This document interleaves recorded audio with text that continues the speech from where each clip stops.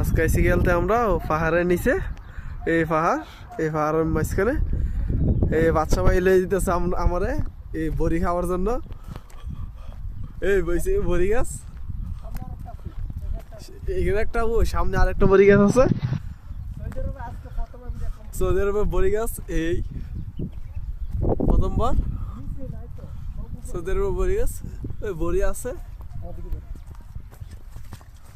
ওই বড়ি পারতেছে, এই বড়ি পড়ছে, এই যে বড়ুই, এই যে বড়ুই।